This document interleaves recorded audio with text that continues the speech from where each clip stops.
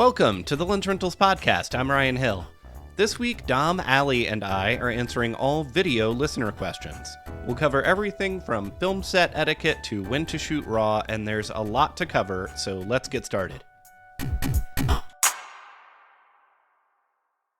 Allie, Dom, welcome. We haven't recorded together in a long time. How are you? Been a while. I'm starting there. I think our listeners may get annoyed, but for the next few episodes, I'm going to start by asking my guests how they are. I am well, thank you. I appreciate you asking. We haven't recorded in such a long time. It's nice to get back to it. Dom, how are you? I'm great. I feel welcomed. Thank you. Good. I'm glad. That's the environment I'm trying to foster here. Yeah. Yeehaw, indeed. Legendary. All right. What we're going to do today is answer some listener questions, and we're splitting it out into a video-only episode. We get so few video questions that I feel that we should honor the people who sent us video questions by giving them their own episode. So it's an oops all video episode of Ask Lensrentals. I'm going to begin with a question from Richard. We're going to get right into it. Richard asks, I'm using the exact phrasing from the form. Why is the cost of memory rental so doggone high? Doggone it. Doggone it. My problem is that renting a nice video camera is within my budget, but when I add a couple of 500 gigabyte CFast cards and a reader, I have to abandon the whole idea. For a workaround for the high cost of memory and card readers for those working on self-funded projects. So thank you, Richard, for the question. Allie, I'm going to start with you. What do you think? So there's no workaround. Media is ultimately Short answer, no. Arguably one of the most important parts of your entire camera package, because if you don't have recording media, unless you're shooting some live event, then obviously it was all for nothing. I would say, as a piece of advice, is maybe don't settle on the video camera as your primary thing, because nowadays there's so many sensor options. There's so many cameras with so many broad capabilities and overlapping features that I think making the decision that you have to have one specific video camera over some other, only to find out that as you add on necessary accessories, it becomes less and less cost effective. I would say just break away from the thought that you had to have that specific video camera. Try to be as camera agnostic as you can and match all the components of your ecosystem to your budget rather than the other way around.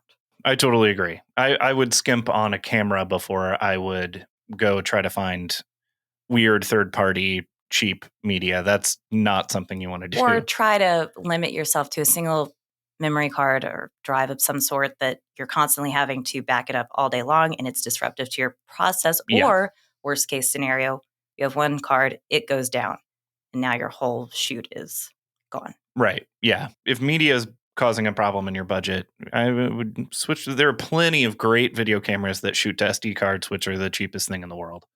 Right. SD is still totally an option. I guess one way to get around this is not shooting on a system that takes some of these new types of media that are certified expensive. And to cover the first part of that question, why is new media so expensive?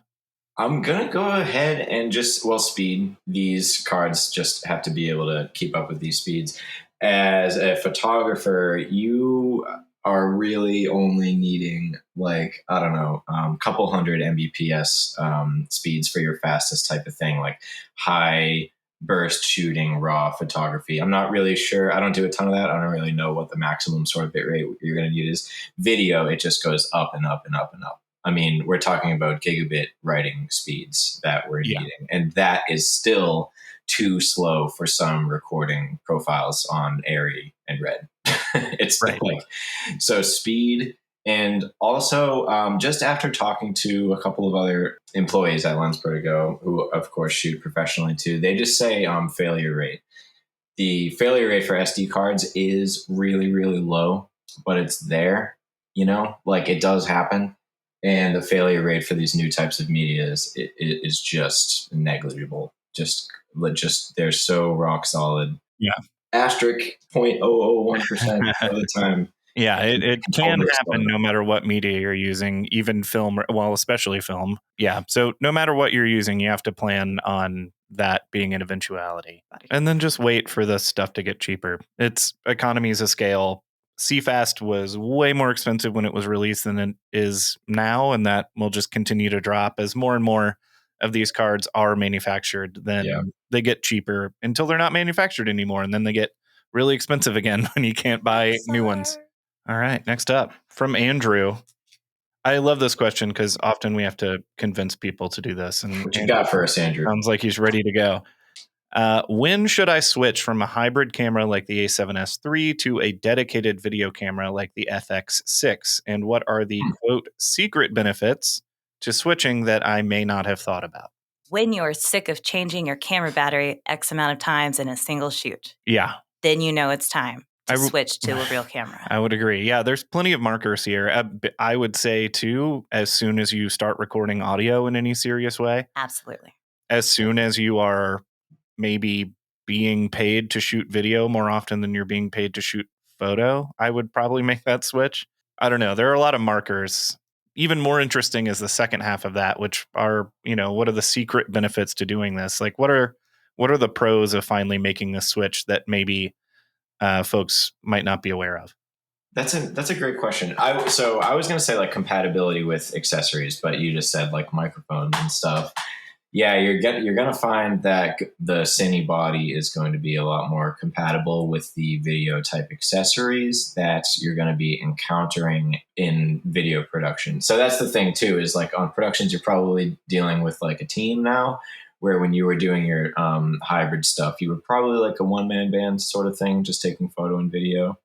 So yeah, compatibility with other people's gear and compatibility with accessories. But yeah, the secret benefits, I don't know, off the top of my head, come back to me because I'll think about one by like brand or so. All right. What do you think?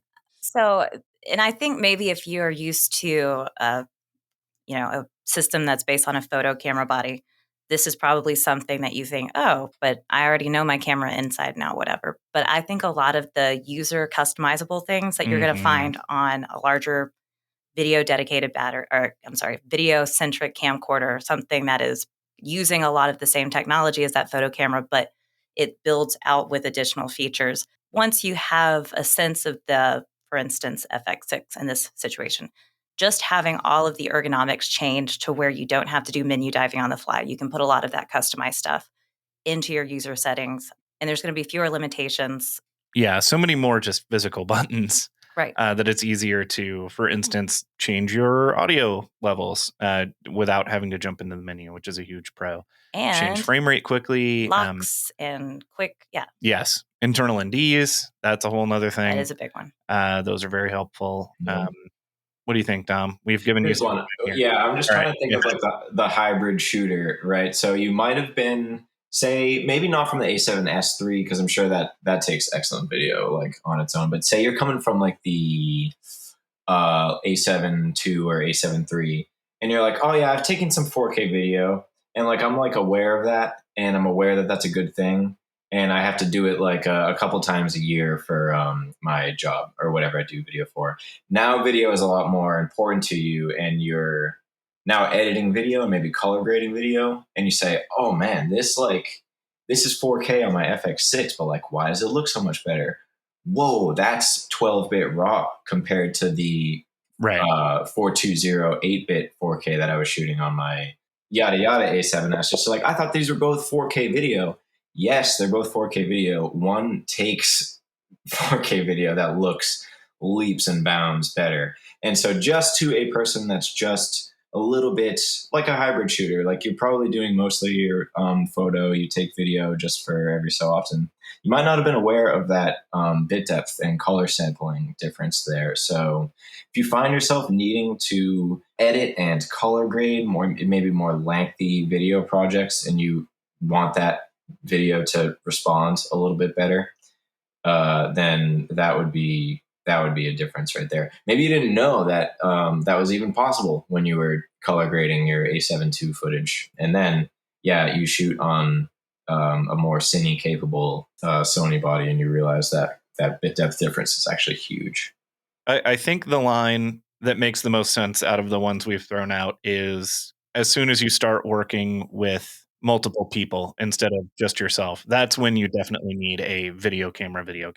You've got, I don't know, some guy on set who's like, hey, I brought the monitor and let's run SDI into it. And you have your A7S, or even like, okay, I'll grab even if it has HDMI, or like, I'll grab my little micro HDMI adapter. Yeah, it's like only much more 9 inches. professional environment. If you're working with other people, then the FX6 is going to save you a lot of like minor embarrassment of having a camera that doesn't have the features that the people you're working with need. Next question. We're blowing through these. Great. This one's from Michael. As a beginner videographer, congratulations, first of all, to Michael. As a beginner videographer, I'm confused about what exactly RAW means and when I should use it. When is it worth it to shoot RAW? Well, for starters, we are all probably a little confused because RAW varies in what it means from one person to the next. Yes, definitely. Yeah, There's you are not raw, alone. compressed RAW, which is kind of shouldn't be RAW, I guess. But it's there. So let's talk about it. To simplify it a little bit, well, I guess not to simplify it a little bit. I'll complicate it first. I was about to say, he asked for it. Right. Yeah. Yeah. So that definition of RAW may be a little bit confusing. It's essentially, put very simply, all of the information that your camera sensor is gathering without any sort of processing or compression from the camera. And the words processing and compression maybe sound alarming to people, especially if you're coming from photo world where RAW is the default. Right. But we're in a time, and have been for a while, where that processing and compression is remarkably good. In the vast majority of cases, even in a highly compressed RAW, you're losing very little genuinely helpful information. Yeah, and let's talk about what that information is. That might be what some people are confused about. How is it compressing it? Is it just like putting it in a trash compactor and making it smaller? Like, no, it's taking certain pieces of information, and mainly we're talking about information in the very upper highlight areas and the lower shadow areas that would never even be conceivable at any point in the image pipeline, like, period. And so that's kind of what you're talking about with the difference between a lot of these compressions. We're getting really, really, really good at it, where these programs that we write to compress these videos can take heaps of information out of a video signal without it even being noticeable to the human eye. I'm not even talking about a slight difference. I'm talking like the exact same. Tell me if you disagree with this. This is what I always tell people on the phone. Likely, Michael, first of all, to answer your specific question, you probably don't need to shoot RAW.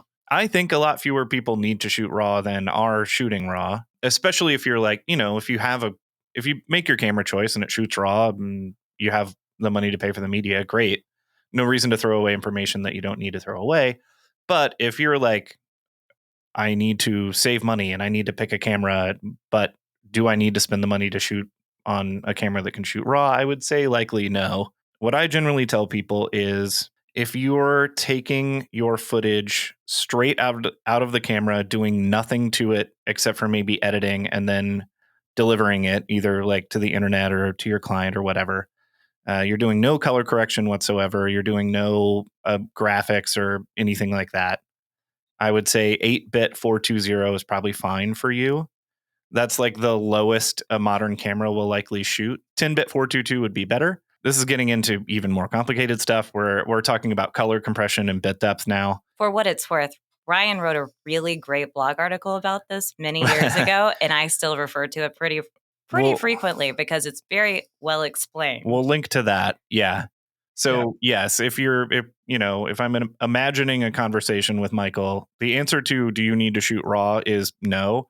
But the answer to what do you need to shoot is 8-bit 420 if you're not doing a single thing to the footage, 10-bit 422 if you're doing color correction. So 10-bit 422 is what I usually shoot all of my projects in, for instance, or some degree of compressed RAW that is about equal to.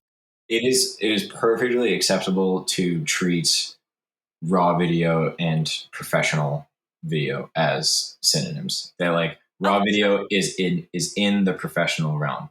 I would safely say you do not need it if you are not doing it for that purpose. I don't want it to get confusing in that what we're saying is not that raw is professional, and that if you want your footage to look professional in like a qualitative way, that you should shoot raw. That's I think where people get confused. What I think Dom means, tell me if I'm putting words in your mouth, but if you're hiring somebody to color correct your film, so if you are paying somebody and there is like a budget level for that kind of thing, if you were shooting, say, a feature or even like a high budget short, and there is money involved where you're paying somebody to color correct it, then you should probably give that person a raw file. Yes. Or if you're paying to do serious visual effects work. But I think outside of those realms, if you're just shooting your own stuff and messing around with it yourself, raw is hampering you more than it's helping you, likely. All right. So before we confuse Michael anymore, I would also say to Michael, if you want to talk through this more, or, anybody listening wants to talk through any of this more, give us a call. Okay, we'll take a quick break right there and be back with more listener questions.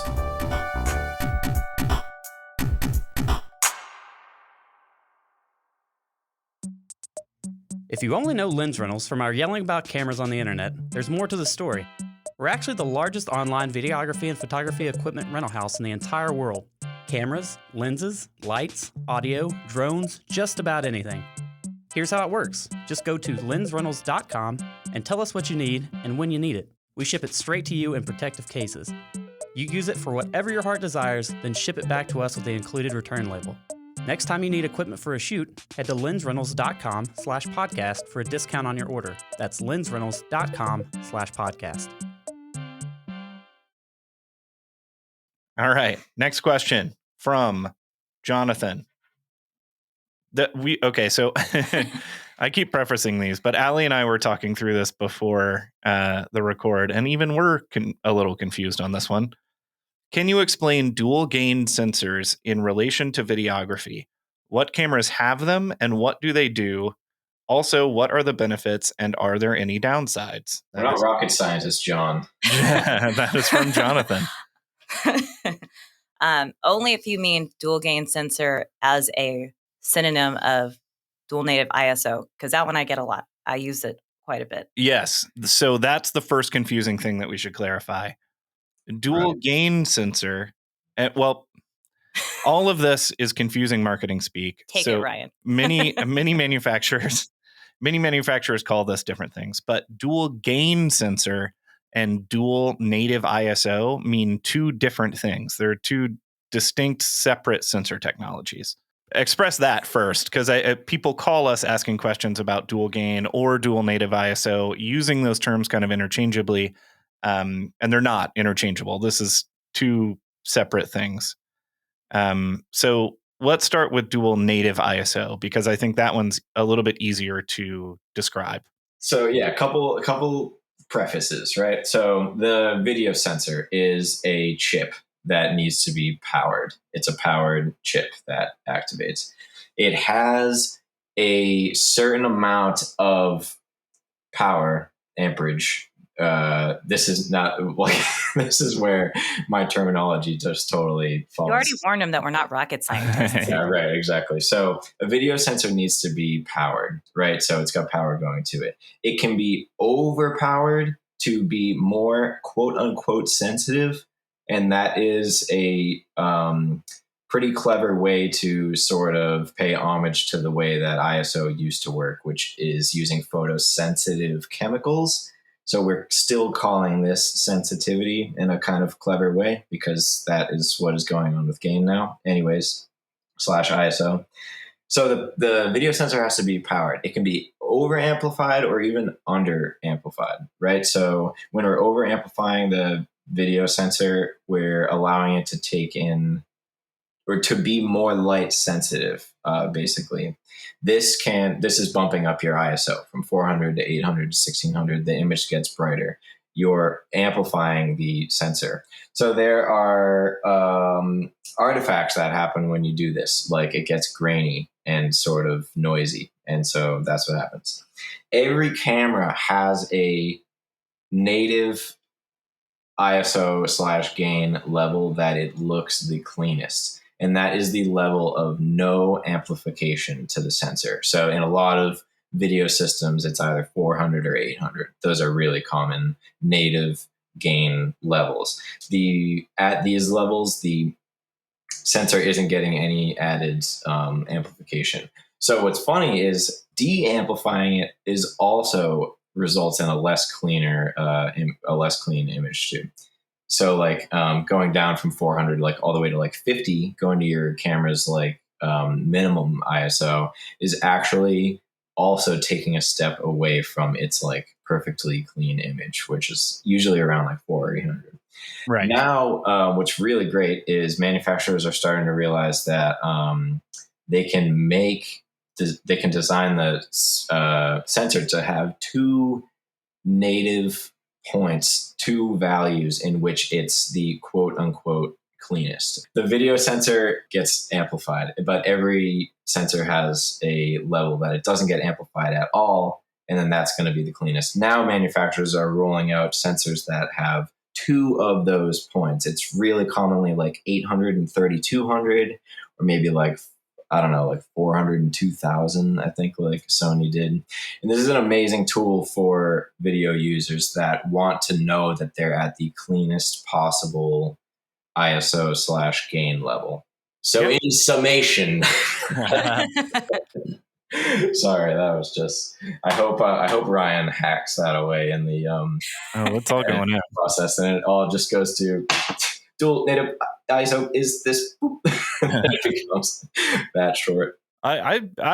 I think that was remarkably well spoken. Yeah, absolutely. It absolutely makes sense. I think the only thing you didn't mention that I would add is that changing your ISO, increasing it or decreasing it from that native level affects your dynamic range as well. So not just your sensor noise. Yeah. So if you go lower, typically you won't see much more noise, at least not in the same way that you would if you're bumping it up from like 800 to, I don't know, 16,000 or whatever. But if you take it lower than the native ISO, you're typically losing some dynamic range. It also helps if you have that dual native ISO. I really like the Vericam. And it's secondary. I think it's 800 and 5,000. It does some massive jump. Yes. But so, you're thinking about shooting at an ISO of 5,000. Well, what you're also doing is because you've raised that floor so high, you're not going to have to. You get to keep your same depth of field with your same lenses, even in low lit situations. I know a lot of people have kind of touted it as a way to get around needing more light. If you have the ability to supply lighting, I think that's always the thing you should do, regardless of what hacks you can come up with. But in some situations, especially with the Vericam, I've used that dual native ISO to kind of help take advantage of certain ambient lighting scenarios like magic hour, where if something happens, something goes wrong, you need to keep doing a few more retakes. It's less of a panic-inducing situation when you have that dual native ISO, because it's like you plan on that lower ISO, and if you have to bump it to that second one, your time is probably slipping away quicker than you like, but at least you had the opportunity to capture what you needed while you were still in that same setup without having to scrap the whole thing and come back later. Yeah, that's why this feature is such a popular thing for like documentary focus cameras. Right. So this is not something you would use if you're shooting a feature and you have control over your lighting, but with the Vericam is very popular on like documentary reality style stuff. The EVA1 I think also has it's I don't know if it was a technology developed by Panasonic, but it is mostly you'll find it on Panasonic cameras, the dual native ISO. If it wasn't developed by Panasonic, I think they were one of the first ones to bring it mainstream because they were years ahead of the Gemini. Sort of maybe patent thing. Yeah. And that's another one you'll see it on is the red Gemini also has a dual native ISO. But yeah, I guess the like crucial thing, since we need to get into dual gain as opposed to dual native ISO, the crucial thing to remember about dual native ISO is that it is hardware based. So we're talking about like the way the sensor is designed to achieve this. It's not a software solution, which is you can literally imagine dual gain comes. You're creating a single image, right? Yes, you're creating a single image. The sensor has to like switch modes. These are electronic differences that are built into the camera. You can literally imagine there's like different circuitry. There's basically 2 sets of circuitry going to that sensor. Exactly. For that very reason.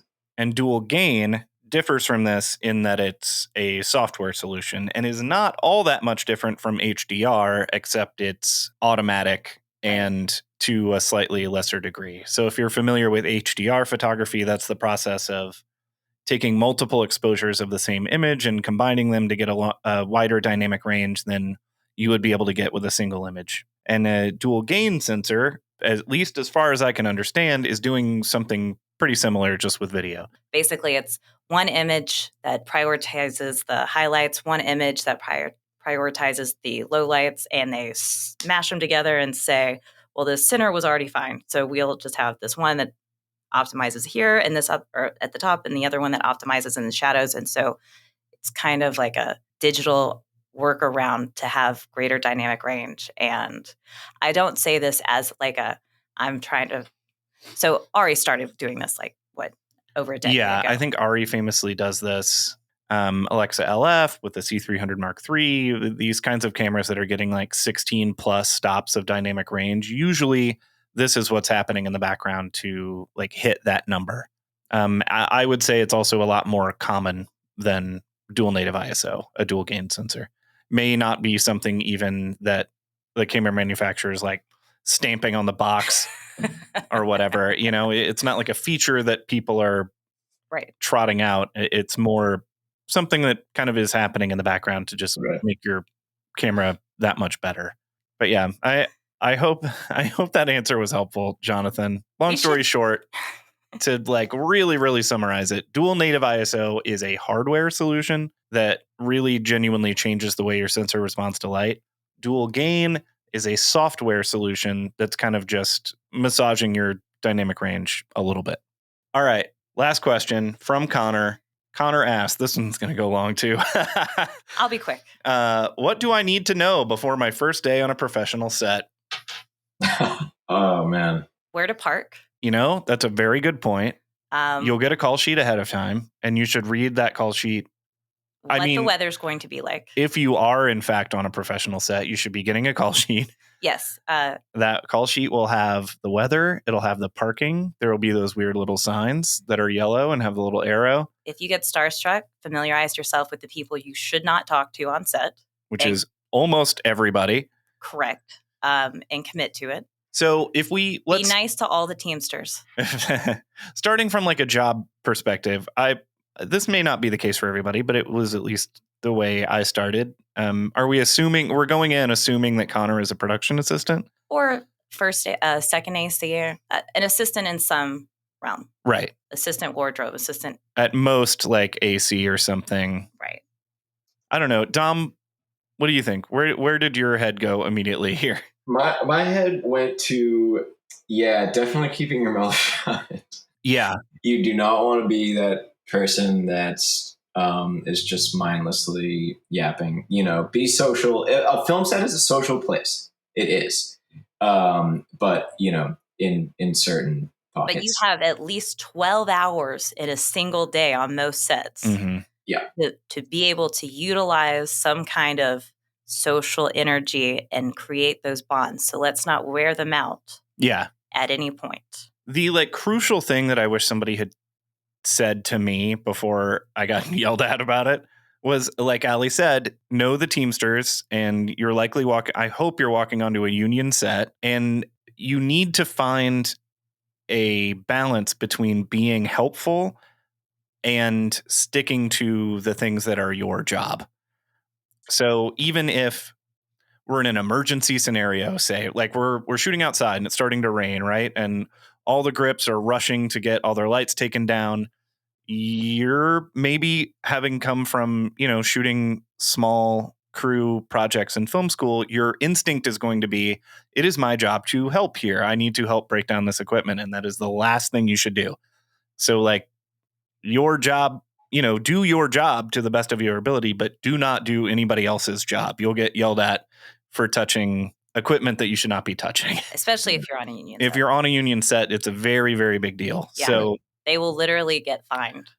right. Also, some of the best advice I think I've ever gotten on a film set, and I was second AC, was if no one told you it's your job to get the director his cup of coffee and he didn't ask you, just don't do it. Yeah. And it's absolutely just a matter of being able to respect the organizational hierarchy and respect the other specialty teams and how they operate, and just be there. If you're, I guess, talking now about a production assistant, your job is to just be there as nonstop support for whatever is needed on set. Yes. And to not be specialized at really anything. Right. And then the other side of that coin is, so you simultaneously need to not do any job that is not asked of you, but also be immediately prepared to do anything that is asked of you. Absolutely. Even before so. I mean, you should be in a constant state of like passive anticipation. Yeah. You should be the perfect way to describe it. Completely dormant mentally, physically, but yet also manifesting yourself in a helping scenario 30 seconds to a minute before it could even possibly happen. A good night of sleep, because it'll be probably the last good night of rest you get. Yeah, don't drink beforehand. Yeah, do not drink beforehand. But don't yes. drink afterhand. Don't drink with the crew. Don't drink or at all. talent. Yeah, just go on a. But yeah, you have to be able to just like anticipate what is going to be needed of you without like and be there. Rushing around and starting to do things and being in everybody's shit all the time. And like, you have to be have a available pen without being in the way. Yes. If somebody asks you for a pen, you better have a pen on you. Like you need to be ready to help, just not all over everything. It's just really walking that tightrope of being helpful but courteous of people's time and energy and attention, which are all very utilized on a film set. I think that's a helpful answer. Yeah. I'm going to add one more small thing. Park, prepare for whatever the weather is. Yeah. And like bring everything you think you'll possibly need. It's the little things. Well, I don't mean to make it sound like you're not going to have a good time. It'll be a blast. You're going to have a great time. It's good luck, Connor. It's so funny. They're just such polarizing, places. A film set is a social place where it's fun and you're doing fun stuff. But people are working and they're there to work. And a lot of those people have been working long days for a long time. And if their patience is a little bit short when you've asked them a question, 3 questions in 5 minutes, it might happen. But be patient with everybody. It's a more beginner friendly environment than it's led to, than people are led to believe. Yeah, I think that's true. That's where the job thing comes in. Luckily, if you're coming in as a PA, you're expected to do your job, but nobody is expecting you to know how to do something that is complicated, really. You're like it. In fact, you're gonna get in trouble if you try to do something that is not within your purview. And as a PA, your purview is pretty narrow. Yeah. So that is one thing that will make it easier. You're not going to be asked to do anything that is difficult, likely. At least, except maybe work with talent. Yeah, at least intellectually. Well, even that, if it's your first day, you're not going to be key. Even work at like bringing talent from like trailers to set is probably the hardest job a PA will have. But that's a key set PA job, and that's not going to be your first day on set. Don't bring a chair on the first day. I had someone do Don't that. sit down at all unless you're eating. That's a very good tip. But yeah, likely you're just going to be locking up. Anyway, we have to end this episode. Bye. I hope that answer helps you, Connor. I hope everybody. We helped anyone. I hope any of these answers were helpful at all. Dom, Allie, thank you so much for joining me. Yeah. Oh, thank you, Ryan. All right, everybody have a good one. You too. Peace.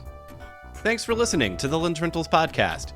If you've got your own question or topic you'd like covered on the show, check the show notes for a link to our submission form or visit lensrentals.com/podcast. Lensrentals.com/podcast is also where you can get a coupon code for your next order from us, and if you're enjoying the show, you can support it by subscribing and giving us a review on Apple Podcasts. We're on Instagram and Twitter at Lensrentals, and thanks to Jacques Granger for our theme music. More of his work can be found at revengebodymemphis.bandcamp.com. On the next episode of the Lensrentals Podcast, we're answering photo listener questions. Joey and Roger will let you know how to pick out a protective filter, recommend lenses for astrophotography, and reveal a bit about how we test our own gear on the next episode of the Lensrentals Podcast.